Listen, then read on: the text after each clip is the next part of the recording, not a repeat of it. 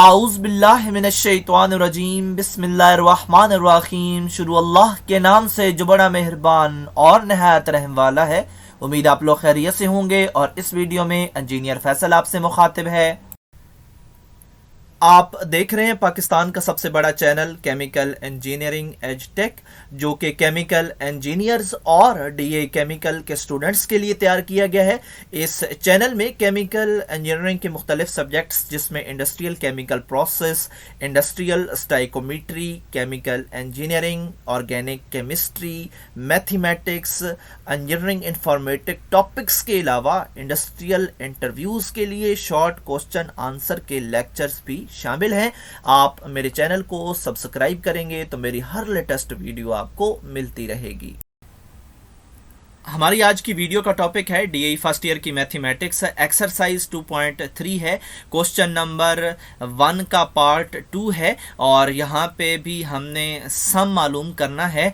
और यहाँ पे जो सीरीज़ हमें दी गई है ये इसमें 51 है, 50 है, 49, 21 है और ये सवाल 14 और 17 में आ भी चुका है। तो हम इस सीरीज़ से पहले अपना डाटा फाइंड करते हैं और इस सीरीज़ का जो पहली टर्म होती है वो हमारा ए होता है और जो डिफरेंस होता है वो हम सेकंड टर्म को फर्स्ट टर्म से मनफी करके हासिल करते हैं, जो कि -1 हमें मिला।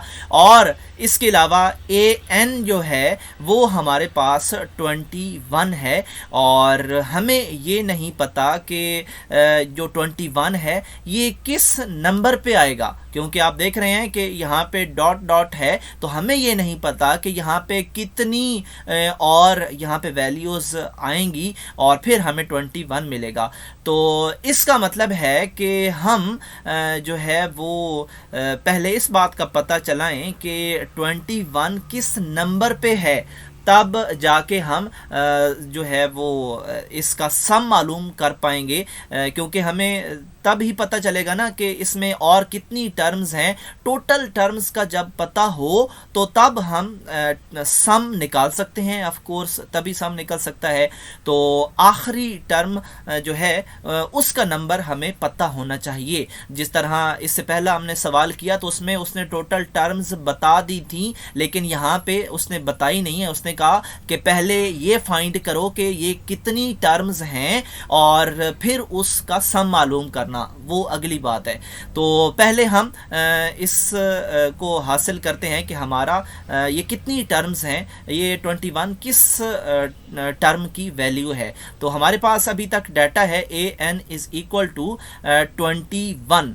तो हम इसके लिए एक फार्मूला यूज़ करेंगे और फार्मूला यहाँ पे मैंने रेडिश पेस्ट कर दिया है, a n is equal to a plus n -1d। तो यहाँ पे जो n है वो हमारे पास नंबर ऑफ टर्म होता है और अगर हमें उस नंबर ऑफ टर्म की वैल्यू दी गई हो तो फिर हम ए एन की जगह पे वो वैल्यू पुट करेंगे, यानी कि हमें इस नंबर की वैल्यू तो दे दी गई है 21 और इसलिए हम ए एन की जगह पे 21 लिखेंगे और यहाँ पे हम n जो है उसको एज इट इज़ छोड़ देंगे, क्योंकि ये तो हमने अभी फाइंड करना है। और इसके अलावा हमें इस सीरीज़ में से डिफरेंस का भी पता है और a का भी पता है, तो इस n की मदद से हमें नंबर ऑफ टर्म का पता लग जाएगा, यानी टोटल कितनी टर्म्स हैं। फिर हम उनको आसानी से उस ऐड वाले जो सम वाला फार्मूला है उसकी मदद से सम निकाल लेंगे।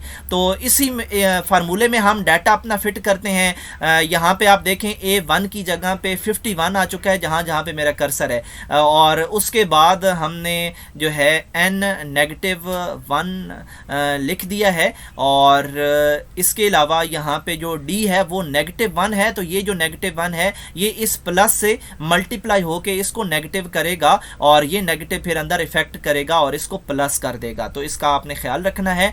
और बाकी जो AN है वो हमारे पास 21 है वो उन्होंने बता दिया है। तो यहाँ पे हमने इसको मज़ीद सिंप्लीफाई करना है और दोनों तरफ नेगेटिव नेगेटिव आ रहा है, तो इनको कैंसिल करने से हमें n की वैल्यू हासिल हो जाएगी जो कि 31 है।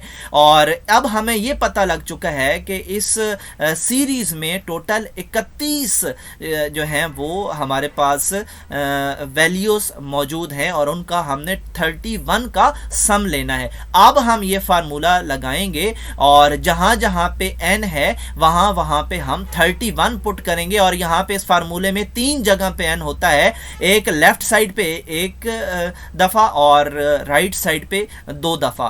तो यहाँ पे आप देख सकते हैं, यहाँ पे मेरा कर्सर है, अब लाइन के इस तरफ हम आ चुके हैं। n की जगह पे 31 है, फिर इस n की जगह भी 31 है, फिर इस n की जगह भी 31 है। और इसके अलावा a1 और d फाइंड करना मुश्किल नहीं है, अगर हमें ये सीरीज़ दी गई है तो हम a भी हासिल कर सकते हैं बड़ी आसानी से और d भी। तो असल मसला किस चीज़ का था? मसला था हमारे पास n का, जो कि हमने इस फार्मूले की मदद से हासिल किया और फिर हमने इसमें सिंप्लीफाई करना है इसको और हमारा आंसर आ जाएगा।